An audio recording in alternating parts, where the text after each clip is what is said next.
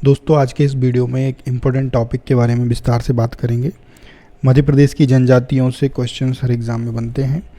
कितनी जनजातियां हैं, कहाँ कहाँ कौन सी जनजातियां निवास करती हैं, प्रत्येक जनजाति की कौन सी उपजातियां हैं और जनजाति के क्या कुछ खेल होते हैं, उनके क्या कुछ महोत्सव होते हैं, किस प्रकार की उनकी प्रथाएं हैं, कौन से उनके देवता हैं, क्या उनकी संस्कृति है, इसके बारे में प्रश्न हर एक एग्ज़ाम में पूछे जाते हैं। तो हम आपको इस वीडियो में उन्हीं से रिलेटेड फैक्ट्स की बात करेंगे, चर्चा करेंगे। ये जो है वीडियो आपके हर एक एग्ज़ाम के लिए महत्वपूर्ण रहेगा। एमपी का कोई भी एग्ज़ाम हो, चाहे पीईबी लेता हो, चाहे आपका एमपी ऑनलाइन लेता हो या एमपी का कोई भी अदर डिपार्टमेंट लेता हो, जनजातियाँ मध्य प्रदेश की बहुत ही महत्वपूर्ण है। ना सिर्फ मध्य प्रदेश के लिए बल्कि संपूर्ण देश में इनकी अलग पहचान है। गोंड, भील, भिलाला और कोरकू आदि ये जो ट्राइब्स हैं, ये मध्य प्रदेश की बहुत ही महत्वपूर्ण जातियां हैं, जनजातियां हैं और इनका नाम हमेशा जनजातियों में लिया जाता है।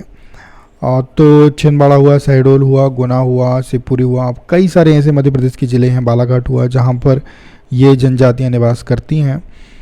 इस जो है वीडियो में हम इन्हीं के बारे में विस्तार से बात करेंगे। एक आर्टिकल है बहुत अच्छा, उस आर्टिकल को पढ़ेंगे और कुछ मैप्स के माध्यम से भी जनजातियों को समझने का प्रयास करेंगे। वीडियो के अंत में अगर आपको वीडियो पसंद आए तो लाइक ज़रूर करिएगा और चैनल को सब्सक्राइब ज़रूर कर लीजिएगा, ताकि इसी प्रकार की वीडियोज़ मैं आपके लिए बना सकूं और मुझे मोटिवेशन मिल सके। तो दोस्तों, यहाँ पर हम इस आर्टिकल को डिस्कस करेंगे। इस आर्टिकल में सभी चीज़ों को बड़ा विस्तार से समझाया गया है। तो जो बात की गई है वो ये की गई है कि मध्य प्रदेश जो है वो जनजाति बाहुल्य प्रदेश है। कहने का मतलब है कि यहाँ बहुत सारी जनजातियाँ पाई जाती हैं। हर एक ज़िले में कोई ना कोई जनजाति पाई जाती है। कुछ जनजातियाँ पूरे मध्य प्रदेश में पाई जाती हैं, तो कुछ जनजातियाँ यहाँ पर अगर हम बात करेंगे तो किसी एक विशेष स्थान पर ही उनका जो है निवास स्थान होता है। तो यहाँ पर दोस्तों बात करें तो 43 जनजातियाँ यहाँ पर पाई जाती हैं और ये 43 आपका एग्ज़ाम में भी पूछा जा सकता है कि मध्य प्रदेश में कितनी जनजातियाँ पाई जाती हैं। तो ये आपको पॉइंट हमेशा याद रखना है कि 43 जनजातियाँ मध्य प्रदेश में पाई जाती हैं। अब बात करें हम आगे तो धार, झाबुआ, अलीराजपुर, ये 3 ज़िले याद रखना है। धार, झाबुआ और अलीराजपुर ये जो है भील जनजाति के बाहुल्य ज़िले हैं। तो भील जनजाति अगर आपको कभी भी एग्ज़ाम में अगर ऐसे पूछा जाता है कि भील जनजाति कहाँ पर बड़ी मात्रा में पाई जाती है, तो धार हुआ, झाबुआ हुआ और अलीराजपुर हुआ, जहाँ पर भील जनजाति बहुत बड़ी मात्रा में पाई जाती है। तो दोस्तों, इन्हें आप मैप पर भी देख सकते हैं। मैप पर अगर मैं आपको दिखाना चाहूँ तो ये आप देख सकते हैं, ये रीजन पूरा आपको दिखेगा, धार, झाबुआ, अलीराजपुर।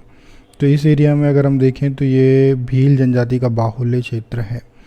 पूरा ये वाला जो एरिया है यहाँ पर आप देख सकते हैं, भील, भिलाला, बारेला और गोंड ये जनजाति यहाँ पर पाई जाती हैं। ठीक है, भील, भिलाला, बारेला इस पूरे रीजन में जो है पाई जाती हैं। तो यहाँ पर आप देख सकते हैं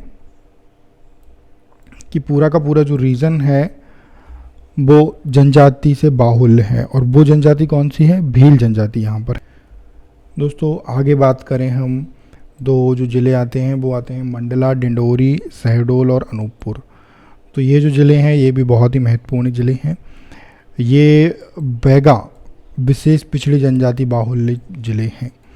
तो बैगा जो जनजाति है वो इस एरिया में पाई जाती है। यहाँ पर आप नीचे जाके मैप में भी मैं आपको दिखा सकता हूँ। मैप में आप देख सकते हैं मुख्य जनजाति कौन कौन सी हैं। ये जो आपको कलर दिख रहा है, इस कलर में आपको भील, भिलाला और बारेला दिखेंगी। इस कलर में आपको गोंड, भारिया दिखेंगी। इस कलर में आपको गोंड दिखेंगी। इस कलर में आपको गोंड और बैगा दिखेंगी। ये आपका सहरिया जनजाति का क्षेत्र है और ये कोल जनजाति का क्षेत्र है।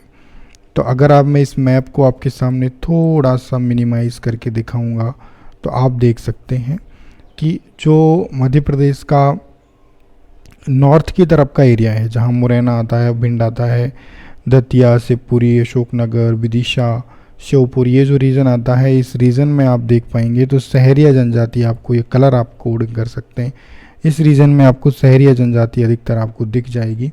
सहरिया, सहरिया, सहरिया, सहरिया मांझी और यहाँ पर भील भिलाला भी है शिवपुरी में अगर हम बात करें, और गोंड भील भिलाला ये विदिशा में है, सहरिया भी है। तो इस रीजन में विशेषकर सहरिया आपको दिखेंगे, कलर कोडिंग में आप देख सकते हैं।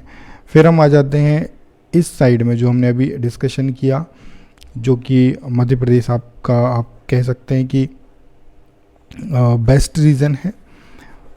इस रीजन में अगर हम बात करें आपका,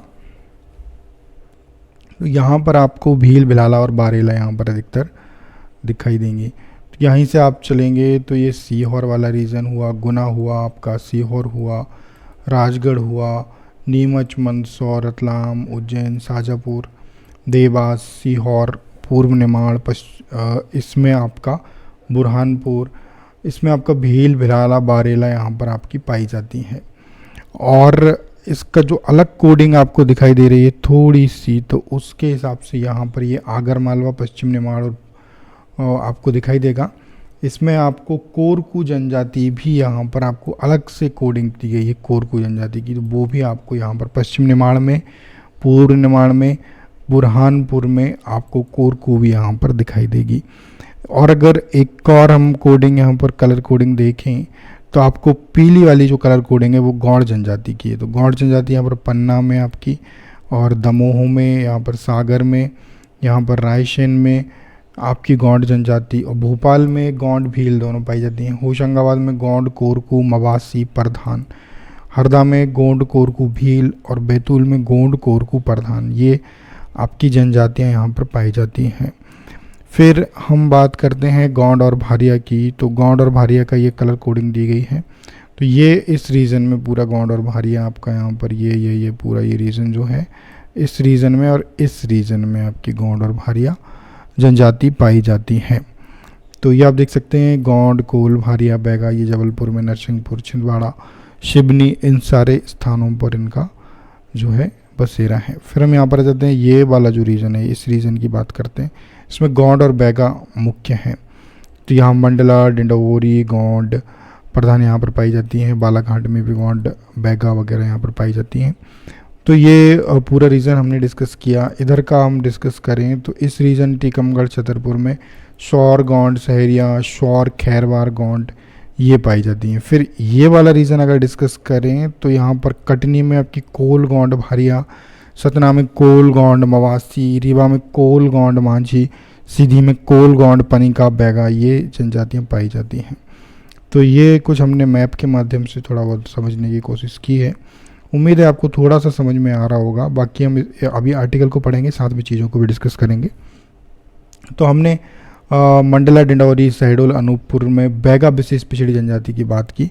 तो ये आप रीजन देख सकते हैं, मंडला, शहडोल, अनूपपुर का। मंडला, ठीक है, मंडला में आपको बैगा दिखेगी, इधर आपको डिंडौरी में दिखेगी, शहडोल और अनूपपुर में भी आपको यहाँ पर दिख जाएगी। ये अनूपपुर में भी आपको बैगा, यहाँ पर ये देखिए बैगा लिखा हुआ है ये, ठीक है, मंडला, और यहाँ पर शहडोल में भी आपको, उमरिया में भी आपको बैगा दिख जाएगी, सीधी में भी बैगा है।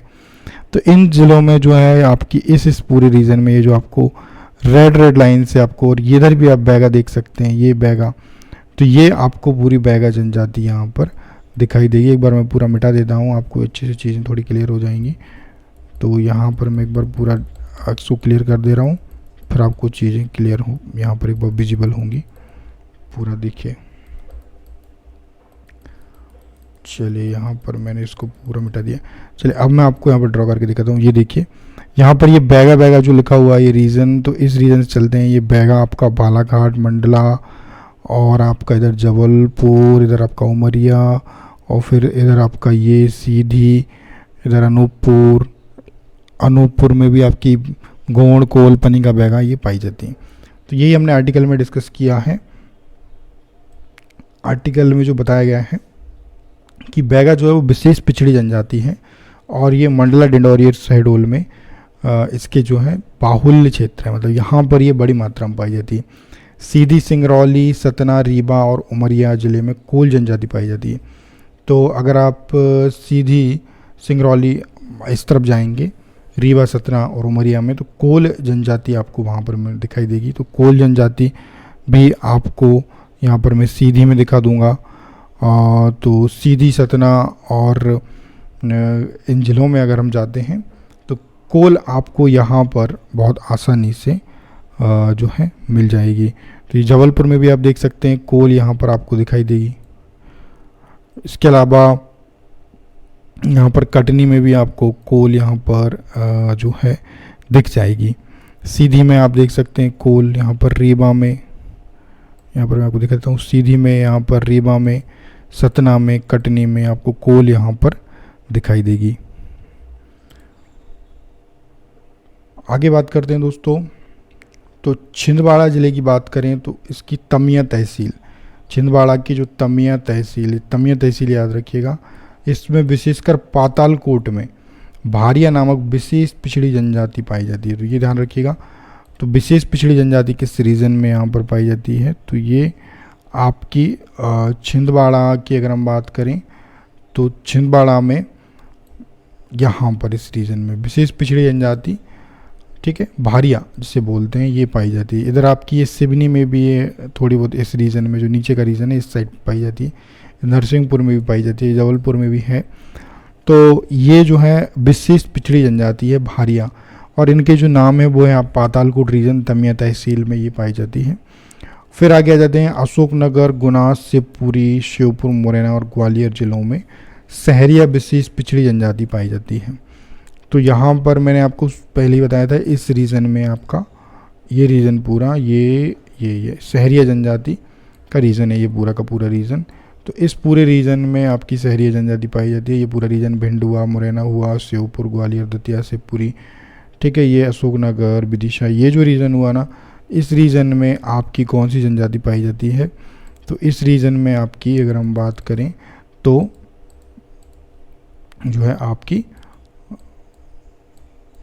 यहाँ पर सहरिया जनजाति यहाँ पर दोस्तों पाई जाती है। तो यहाँ पर इस रीजन को मैं अब ग्रीन कर रहा हूँ। मुरैना हुआ, मुरैना में सहरिया आती है, श्योपुर में सहरिया है, ठीक है, फिर आपकी ग्वालियर में भी सहरिया है, भिंड में भी सहरिया है, दतिया में भी सहरिया है, और इधर शिवपुरी में आ जाते हैं तो यहाँ पर भी सहरिया है।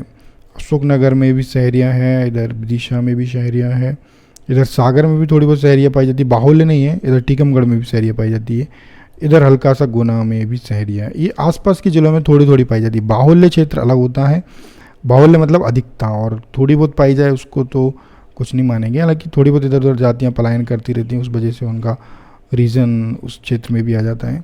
तो ये आपको याद रखना है, ये पूरा ही रीजन, भिंड, मुरैना, ग्वालियर, दतिया, शिवपुरी, अशोकनगर, विदिशा, इस रीजन में पूरे में ये सहरिया जनजाति पाई जाती है। आगे हम आते हैं, डिस्कशन करते हैं। और रतलाम हुआ, खंडवा हुआ, खरगोन, बड़वानी, होशंगाबाद, बैतूल, छिंदवाड़ा, सिवनी, बालाघाट, सीधी, सिंगरौली, उमरिया, बुरहानपुर, इस ज़िले में भी जनजाति बहुतायत संख्या में पाई जाती हैं। तो ये जो आप देख सकते हैं रीजन, होशंगाबाद वगैरह, इसमें भी गोंड, कोरकू, मवासी, प्रधान, यहाँ पर बैतूल में, रायसेन में, इन सभी रीजन्स में हमने डिस्कस किया है, ये पाई जाती हैं। आगे कहा गया है, गोंड जनजाति एकमात्र ऐसी जनजाति है जो संपूर्ण मध्य प्रदेश में पाई जाती है। बहुत ही इंपॉर्टेंट पॉइंट है कि जो गोंड जनजाति है ये एकमात्र ऐसी जनजाति है जो संपूर्ण मध्य प्रदेश में पाई जाती है। तो यहाँ पर गोंड जनजाति को हम थोड़ा सा अध्ययन करते हैं। देखिए, गोंड और बैगा, ये लिखा हुआ है ना, गोंड बैगा, फिर गोंड लिखा हुआ है, फिर गोंड भारिया लिखा हुआ है। तो देखिए, गोंड भारिया के साथ भी यहाँ पर आपको इस रीजन में मिल रही है, फिर गोंड अकेली भी आपको इस रीजन में मिल रही है, गोंड बैगा आपको इस रीजन में मिल रही है। तो ओवरऑल गोंड को अगर हम देखें तो ये संपूर्ण मध्य प्रदेश में पाई जाती है। तो यहाँ पर उत्सव की अगर हम बात करें तो इनके उत्सव भी बहुत ही महत्वपूर्ण होते हैं। इनके उत्सवों में अगर हम देखें तो गोंड जनजाति के लिंगोदेव, गोंड जनजाति के कौन से होते हैं, लिंगोदेव गोंड जनजाति के, कोरकू जनजाति के महादेव होते हैं, ठीक है। गोंड जनजाति के होते हैं लिंगोदेव, कोरकू जनजाति के होते हैं महादेव, बैगा जनजाति के होते हैं बूढ़ा देव, और भारिया और सहरिया जनजाति के दूल्हा देव, तथा भील जनजाति के कशुमर, खालून देव आदि बड़ा देव के ही रूप में माने जाते हैं। दोस्तों, ये कोई छोटे मोटे पॉइंट्स नहीं है, इनसे क्वेश्चन MPPSC में भी आते हैं, हर एक एग्जाम में पूछे जाते हैं। तो लिंगोदेव जो है वो गोंड जनजाति के हैं, कोरकू जनजाति के महादेव, बैगा जनजाति के बूढ़ादेव, भारिया जनजाति के सहरिया। देखिए आप यहाँ से समझ लीजिए, भारिया और सहरिया के हो जाते हैं दूल्हा देव, और भील जनजाति के कसूमर, खालून देव। और यहाँ पर बात करें दोस्तों, यहाँ पर एक और बात जो कही गई है वो ये है कि देवी देवताओं पर जनजातियों का अटूट विश्वास है, उनकी आस्था अडिग है। कुल देवता, ग्राम देवता के अलावा जनजाति समुदायों के गोत्र देवता भी होते हैं। गोत्र देवता जैसे पेड़ पौधे, पशु पक्षी अथवा अन्य जीव जंतु भी यहाँ पर हो सकते हैं। जिस जनजाति का जो प्रतीकात्मक गोत्र देव अगर हम बात करें होता है, उससे उस जनजाति के लोग संरक्षित करते हैं, पूजते हैं। आदिवासी मृतकों की स्मृति को चिरस्थायी बनाने के लिए उनकी समाधि स्थल पर काष्ठ अथवा पाषाण का स्तंभ गाड़ते हैं और उसकी पूजा करते हैं। जनजातियों की पूजा अनुष्ठान, पर्व, त्योहार, मेले, मड़ई, जात्रा देवी देवताओं, गोत्र, अधिष्ठाओं और पुरखों को पूजने, समर्पण व सम्मान भाव व्यक्त करने, स्मरण करने, विपत्तियों से रक्षा करने, याचना आदि के अवसर होते हैं। तो अभी तक हमने जो जानकारी पढ़ी है उसमें हमने क्या महत्वपूर्ण जानकारियाँ पढ़ी हैं उनको हम एक बार अंडरलाइन कर लेते हैं। तो पहली चीज़ हमने पढ़ी कि मध्य प्रदेश में 43 जनजातियाँ पाई जाती हैं। धार, झाबुआ और अलीराजपुर जो है इस रीजन में भील जनजाति बाहुल्य क्षेत्र है, तो भील इसमें पाई जाती है। धार, झाबुआ, अलीराजपुर। मंडला, डिंडौरी, शहडोल और अनूपपुर बैगा विशिष्ट पिछड़ी जनजाति बाहुल्य जिले हैं। फिर हमने सीधी सिंगरौली की बात की। छिंदवाड़ा में हमने जो बात की, पातालकोट के तामिया तहसील में, छिंदवाड़ा में पातालकोट में भारिया नामक विशेष पिछड़ी जनजाति पाई जाती है। अशोकनगर, गुना, शिवपुरी, शिवपुर, मुरैना, ग्वालियर में सहरिया विशेष पिछड़ी जनजाति पाई जाती है। इसके अतिरिक्त रतलाम, खंडवा, खरगोन, बड़वानी, होशंगाबाद, बैतूल, छिंदवाड़ा, सिवनी, बालाघाट, सीधी, सिंगरौली, उमरिया, बुरहानपुर जिले में भी जनजाति बहुतायत संख्या में पाई जाती हैं। गोंड जनजाति एकमात्र ऐसी जनजाति है जो संपूर्ण मध्य प्रदेश में पाई जाती है। ठीक है, तो ये सब चीज़ें हमने अभी तक में डिस्कशन किया है। तो पहली चीज़ तो ये 43 याद रखना है, तामिया तहसील याद रखना है। फिर हमने जो उत्सव डिस्कशन किए हैं ये बहुत महत्वपूर्ण है। गोंड जनजाति के लिंगोदेव, कोरकू जनजाति के महादेव, बैगा जनजाति के बूढ़ादेव। तो ऐसे याद रखिएगा, गोंड, कोरकू, महादेव, गोंड, कोरकू और यहाँ पर आपको बैगा रखेंगे, गोंड, कोरकू, बैगा, ये लिंगोदेव, महादेव और बूढ़ादेव। भारिया और सहरिया जनजाति के दूल्हा देव होते हैं। भील जनजाति के कुसुमर, खालून देव ये होते हैं। ठीक है, तो ये सब आपको याद रखना है।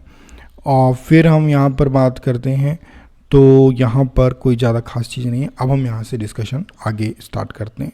कलर को थोड़ा चेंज कर लेते हैं, कलर हमारा ये रहेगा। अब हम बात करते हैं भील, कोरकू, भारिया और सहरिया जनजातियाँ। भील, कोरकू, भारिया और सहरिया जनजाति प्राय सभी हिंदू त्योहारों के प्रति आस्थावान हैं। इनके अलावा कुछ उनके परंपरागत त्यौहार गोहरी, गल, गढ़, नवई, जतारा आदि भी होते हैं। कोरकू महादेव के साथ रावण और मेघनाथ की भी पूजा करते हैं। देखो ये बड़ा इंटरेस्टिंग फैक्ट है, ये पूछा सकता है कि कोरकू किस किस की पूजा करते हैं। देखिए, कोरकू महादेव के साथ रावण और मेघनाथ की भी पूजा करते हैं, बहुत ही इंपॉर्टेंट पॉइंट। सूर्य चंद्रमा उनकी आस्था के केंद्र है। भारिया जनजाति के लोग नारायण देव के साथ साथ भीमसेन को भी पूजते हैं। देवी के रूपों के प्रति इनकी असीम आस्था है। मड़ई, मंडवा शब्द से बना है, इसका अर्थ मंडप होता है। गोंड जनजाति की मान्यता के अनुसार गुरु दौगुन और चंडी देवी के विवाह मंडप के प्रतीक के रूप में मड़ई होती है। ठीक है, तो ये गोंड जनजाति का है, याद रखिएगा। यहाँ पर गुरु दौगुन और चंडी देवी का जो विवाह हुआ है उनके मंडप के प्रतीक के रूप में ये मड़ई जो है ये बनाते हैं, जिसमें विभिन्न स्थानों के चंडी दलों को आमंत्रित किया जाता है। पारंपरिक लोक वाद्यों के उत्तेजक संगीत के साथ चंडी मिलन का दृश्य विलक्षण और रोमांचक होता है। मेले, मड़ई, त्योहार और अनुष्ठान न केवल आदिवासी संस्कृति के संवाहक हैं बल्कि जनजातीय आस्था के प्रतीक भी हैं। यहाँ पर हमने जो डिस्कस किया अभी तक, तो यहाँ पर कोरकू महादेव के साथ रावण और मेघनाथ की भी पूजा करते हैं। फिर हमने यहाँ पर डिस्कशन किया मड़ई के बारे में। गोंड जनजाति ये मड़ई ये को जो है मनाती है, मतलब करती है, और इसमें गुरु दोगुन और चंडी देवी के विवाह का ये प्रतीक है। और यहाँ पर वाद्य यंत्रों से काफ़ी जो है ये लोग संगीत के साथ नृत्य वगैरह करते हैं। आगे बात करेंगे शिल्प कलाओं की। शिल्प कलाएं भी दोस्तों बहुत ही इंपॉर्टेंट है, और शिल्प कलाओं के लिए हम यहाँ पर कलर चेंज करेंगे। हम यहाँ पर दूसरा कलर लेते हैं और यहाँ पर हम इस कलर से अब आगे इसमें डिस्कशन करेंगे। तो मध्य प्रदेश की जनजाति स्वभावतः अपने स्वभाव के अनुसार अगर हम बात करें तो कला प्रिय होती है। मध्य प्रदेश जनजाति है वो कला प्रिय है अपने स्वभाव के कारण। तो दीवारों का चित्रांकन करना प्राय सभी जनजाति की महिलाओं को भाता है। किसी भी जाति की जनजाति की महिलाएं हों वो दीवारों पर चित्रकारी तो जरूर करती हैं। गोंड जनजाति की महिलाएं अपने घरों की दीवारों के किनारों की सतहें ऊंची उठाकर उन्हें गेरू, कजली या नील से रंग देती हैं। गोंड जनजाति में दीवारों पर त्रिभुजाकार तथा वृत्ताकार मिट्टी की उभरी हुई रेखाएं बनाकर उन्हें रंगों से सजाने की प्राचीन परंपरा है।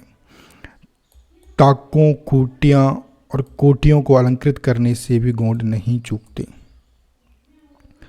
वे इस कला को चीन्हा कहते हैं। तो ये जो खूटियाँ, कोटियाँ, ये सब इनको जो अलंकार कर देते हैं इसको वो चीन्हा कहते हैं। याद रखिएगा, चीन्हा कहते हैं। बहुत ही बेसिक क्वेश्चंस दोस्तों, बहुत ही डीप में जाके भी पूछ लेते हैं हर एग्ज़ाम में। मैंने अनुभव किया हुआ है कि कुछ भी पूछ सकते हैं आपसे, इसलिए आप लोग इतना डीप में जाके पढ़िएगा कि आपसे अगर पूछें तो आप आंसर दे पाएँ। आगे बात करें, दरवाज़ों के चारों ओर बने चीन्हा के लिए 2-3 रंग प्रयुक्त होते हैं। तो यहाँ पर बात करें तो इसके लिए 3 रंग प्रयुक्त होते हैं। रस्सी, मचिया, सुतली, कृषि के औजार, खुमरी, फंदे, धनुष्मान गोंड स्वयं अपने ढंग से तैयार करते हैं, जिनमें उनका कलाबोध परखा जा सकता है। भारिया जनजाति के व्यक्ति बांस और छींद के पत्तों की कलात्मक सामग्री बनाने में माहिर होते हैं। दरवाजों पर चित्र उकेरना परंपरागत कला है। पेड़ों की छालों से रस्सी बनाने में भी भारिया जनजाति के व्यक्ति निपुण होते हैं। इसी प्रकार कलाभिरुचि संपन्न शहरीय जनजाति अनाज भंडारण के लिए मिट्टी की कोठी, पेई बहुत सुंदर बनाते हैं। पीली मिट्टी, चूही या चूने से पुती इनके घरों में दीवारों पर अंकित चित्रों की शोभा अलग ही होती है। आंगन में मॉडर्न भी आकर्षक बनाते हैं। भील जनजाति आंगन में अल्पनाएं मारते हैं। इनके भित्ति चित्र भी अपनी विशेषताओं से आकर्षित करते हैं। इस संदर्भ में पिथौरा पर्व उल्लेखनीय है। पिथौरा पर्व जो दोस्तों ये एक पेंटिंग कला है, ये भील जनजाति की पेंटिंग कला है। ठीक है, इस पर्व पर बनाए जाने वाले भित्ति चित्र भील जनजाति की पिथौरा शैली के रूप में प्रतिष्ठित हो चुके हैं। गुदने में भी इनका प्रभाव देखा जा सकता है। कोरकू भी दीवारों का जो है चित्रित और उनका चित्रण करती है। प्रवेश द्वार का विशेष चित्रांकन किया जाता है, जिसे गुदनी कहते हैं। गुदनी सफ़ेद खड़िया या हिरमची लाल मिट्टी से बनाई जाती है। ठाटनी गुदना बनाने में दस्त मानी जाती है। वे गुदनी चित्रित करते समय सूपड़े में गोबर की देव मूर्ति रखकर पारंपरिक गीत गाती हैं। गुदनी मांगलिक प्रतीक मानी जाती है। आगे हम लोग डिस्कशन करेंगे। तो दोस्तों जो डिस्कशन है ये घर गृहस्थी के बारे में है। आगे का डिस्कशन इसको हम दूसरे कलर में डिस्कशन करेंगे। इसको हम करेंगे यहाँ पर इस कलर में डिस्कशन। तो ये रहा हमारा कलर। तो विभिन्न जनजाति समुदायों के आवास की अपनी अपनी शैली है। यह शैली समुदाय विशेष की जातीय परंपरा, भौगोलिक स्थिति, सुरक्षा दृष्टि, लोगों की आपसी समझ, सूझबूझ और सामंजस्य पर अधिक निर्भर करती है। मकानों की विशिष्ट बनावट हुआ और सजावट में आदिवासियों का नैसर्गिक कलाबोध भी सहायक होता है। हालांकि आदिवासियों के आवास गृह प्राय कच्चे होते हैं, लेकिन वे अपनी कलाभिरुचि और लगन से उन्हें स्वच्छ और सुंदर बनाए रखते हैं। तो याद रखिएगा, वो अपनी जो उनकी लगन है, उनकी कलाभिरुचि है, उससे वो उसको सुंदर बनाते हैं। गोंड जनजाति के मकान मिट्टी, पुआल, लकड़ी, बांस, खाई, खपरेल तथा ताड़ पत्तों के उपयोग से निर्मित होते हैं। एक मकान 30 से 35 फुट लंबा और 10 से 12 फुट चौड़ा होता है। घरों के बीचों बीच 3 ओर से घिरा आंगन होता है। आंगन के एक ओर लकड़ियों के घेर गौशाला बनाई जाती है। घर का मुख्य द्वार फरिका, मुख्य द्वार को फरिका कहते हैं। ये विशेष सुसज्जित होता है, उसे समृद्धि का सूचक माना जाता है। हर घर में एक अतिथि कक्ष होता है, जिसे बंगला कहा जाता है। गोंड जनजाति की महिलाएं अपने घरों को नौडहुरा भित्ति चित्र से अलंकृत करती हैं। आगे बात करें तो मकान के पीछे बाड़ी अनिवार्य मानी जाती है। याद रखिएगा, मकान के पीछे बाड़ी अनिवार्य मानी जाती है। कोरकू जनजाति के व्यक्ति भी मकान तो प्राय कच्चे ही बनाते हैं, लेकिन उनकी बसाहट विशिष्ट प्रकार की होती है। वे मकानों को दो समानांतर कतारों का एक आड़ी श्रृंखला से जोड़ देते हैं। समानांतर कतारों के बीच का फासला लगभग 40 फुट होता है। कोरकू जनजाति का विश्वास है कि इस प्रकार की विशेष बसाहट के कारण यहाँ परस्पर निकटता बढ़ती है। वहीं सुरक्षा की दृष्टि से भी ये शैली कारगर होती है। शहरी आदिवासी मकानों की श्रृंखला को उल्टा यू आकार देते हैं, जो एक दूसरे से जुड़े रहते हैं। इस श्रृंखला को सहराना कहते हैं। इस सहराना के बीच सामूहिक बैठक स्थल होता है। भील जनजाति के गांव फलियों में बट्टे होते हैं।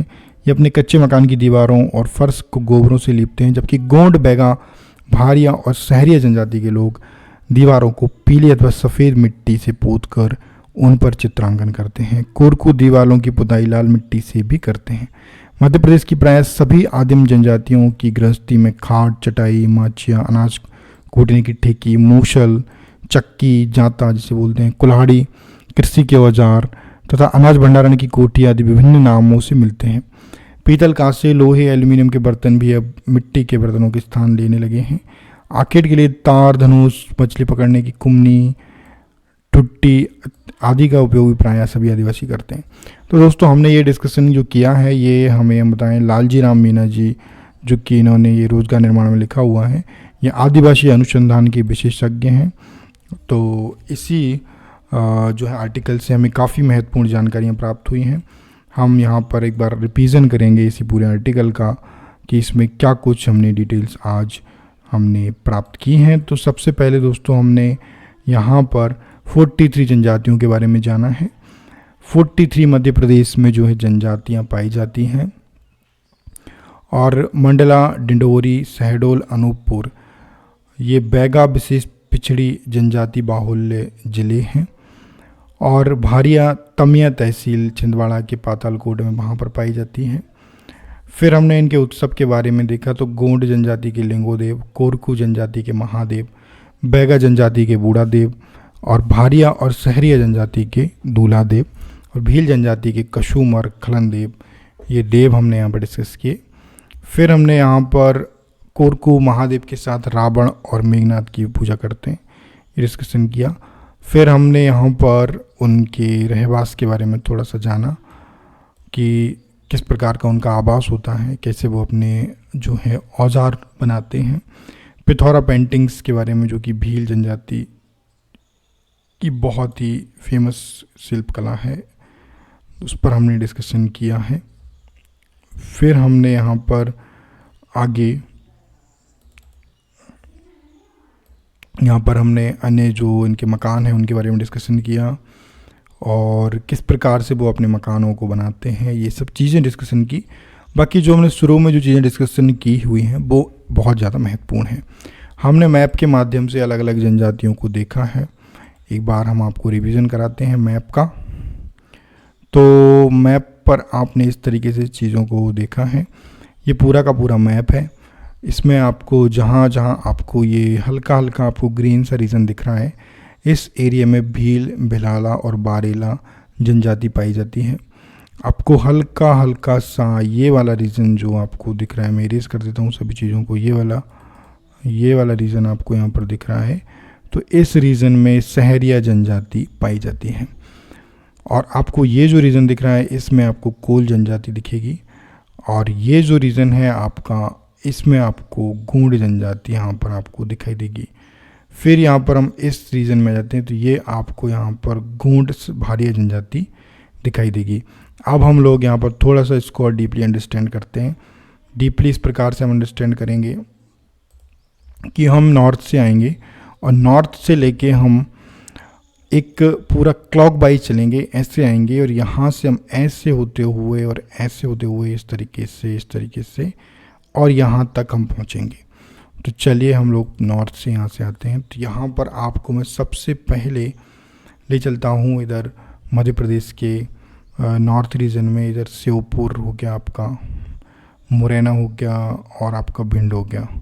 तो इस रीजन में सहरिया आपको दिखाई दे रहे हैं। सहरिया के साथ आपको मांझी और ये भी आपको दिखाई देंगे। ये ऊपरी रीजन में आपको मांझी दिखाई देंगे, जो 3 जिलों में आपको भिंड, ग्वालियर और दतिया में दिखाई दे रहे हैं। नीचे आप आएंगे तो यहाँ पर शिवपुरी में आपको सहरिया, भील, भिलाला यहाँ पर दिख जाएंगे।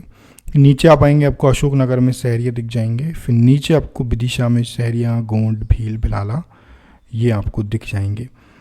तो ये पूरा रीजन आपको याद रखिएगा। ऊपर का जो नॉर्दर्न रीजन है, श्योपुर से लेके इधर दतिया तक और दतिया से लेके विदिशा तक का ये रीजन जो है, इस रीजन में सहरिया तो आपको पाएंगे ही पाएंगे, साथ ही साथ आप भील, भिलाला शिवपुरी में पाएंगे और विदिशा में भील, भिलाला पाएंगे।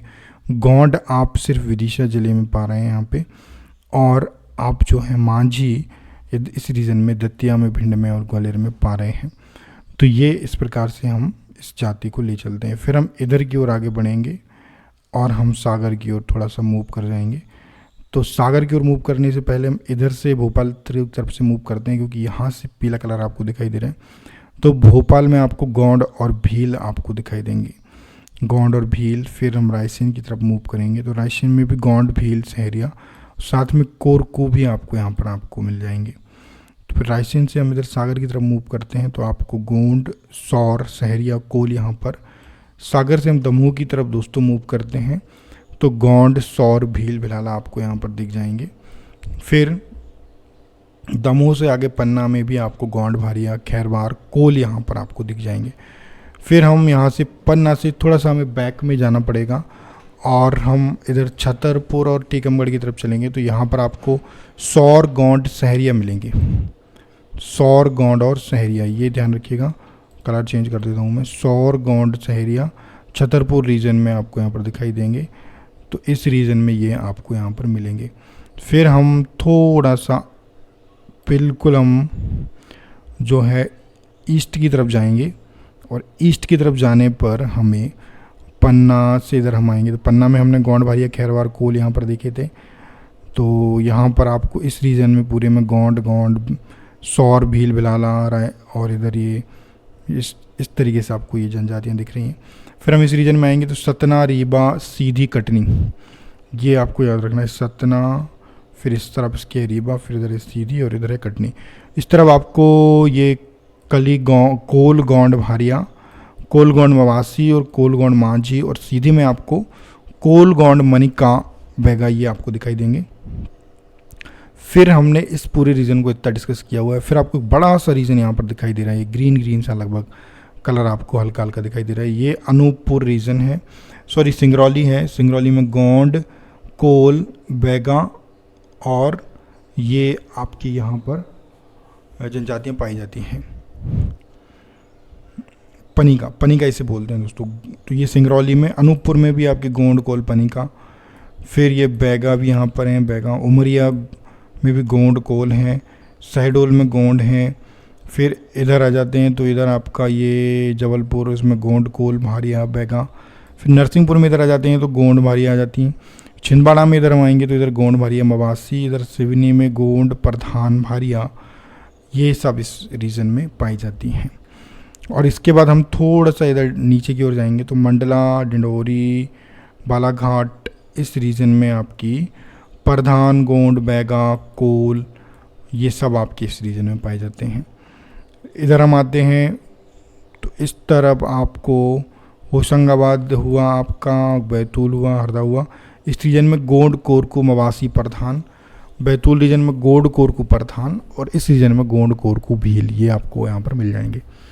तो फिर हम इधर बिल्कुल हम इधर वेस्ट साइड आते हैं, बिल्कुल वेस्ट साइड आते हैं तो इस साइड ये बहुत बड़ा रीजन आपको दिखाई दे रहा है। इधर गुना से लेके नीमच और इधर का पूरा रीजन, ये पूरा रीजन, इस रीजन में आप देख लो तो भील, भिलाला, बारेला, ये इस रीजन में आपको मिल ही जाएंगे। फिर इधर राजगढ़ में भील, भिलाला, श्योपुर, उज्जैन, रतलाम, शाजापुर, सीहोर, देवास, इंदौर, धार, झाबुआ, पश्चिम निमाड़, पूर्व निमाड़ हुआ आपका, ईस्ट निमाड़ और वेस्ट निमाड़। इन दोनों में आपको बारेला, कोरकू मिल जाएंगे, गोंड, है ना, बड़वानी, अलीराजपुर, इन सारे रीजन्स में आपको ये जो है जनजातियाँ मिल जाएंगी। तो यहाँ पर हमने काफ़ी डिस्कशन किया हुआ है, मुझे लग रहा है थोड़ा बहुत समझ में तो आपको आया होगा। और एक बार आप इस मैप को लास्ट में अंडरस्टैंड कर लीजिएगा तो आपको चीज़ें थोड़ी सी क्लियर यहाँ पर। मैं इस मैप को पूरा जो है हटा देता हूँ एक बार। देखिए मैप को मैंने पूरा हटा दिया है। अब आप इसको विस्तार से यहाँ पर देख सकते हैं, ठीक है। यहाँ पर क्या क्या जो है कौन कौन सी जनजातियाँ यहाँ पर पाई जाती हैं वो आप एक बार यहाँ पर देख सकते हैं। तो यहाँ पर हम बेसिकली अगर देखें तो यहाँ पर आप देख लीजिए एक बार, कलर से मैप करके देख लीजिएगा और कलर के बेस पे आप अंदाज़ा लगाइएगा। मुख्य जनजाति भील, बिलाला, बारेला, गोंड, भारिया, गोंड, बैगा, सहरिया और कोल हैं। गोंड जो है पूरे मध्य प्रदेश में फैली हुई है, जगह जगह। सहरिया भी बहुत जगह फैली हुई है। देखिए ये देखिए सहरिया पूरे इस रीजन में फैली हुई है। फिर इधर ऊपर पूरे में ये सहरिया है। फिर अगर हम बात करें भील, बिलाला, बारेला तो इस पूरे रीजन में भील, बिलाला, बारेला है। और इधर हम बात करें गोंड बैगा की तो ये देखिए इस पूरे रीजन में गोंड बैगा है। कोल की बात करें तो ये पूरे रीजन में कोल बैगा है। और इधर आपकी ये ऊपर छतरपुर टीकमगढ़ में सौर, खैरवार, गोंड, सौर, गोंड, सहरी, ये जो ध्यान रखिएगा। और ये पीला जो पूरा रीजन है ना, ये पूरा आपका गोंड रीजन है, ठीक है। ये पूरा गोंड जनजाति का रीजन है। तो ये सब याद रखना है। काफ़ी इंपॉर्टेंट डिस्कशंस हुए हैं। उम्मीद है मुझे कि इस वीडियो से आपको मध्य प्रदेश की जनजातियों के बारे में काफ़ी कुछ सीखने को मिला होगा, काफ़ी कुछ याद रख पाएंगे आप, क्योंकि काफ़ी लंबा और डीपली चीज़ों को हमने अंडरस्टैंड किया है। अगर वीडियो आपको अच्छा लगा हो तो प्लीज़ लाइक कर दीजिएगा, चैनल को सब्सक्राइब जरूर कर दीजिएगा। Thank you very much.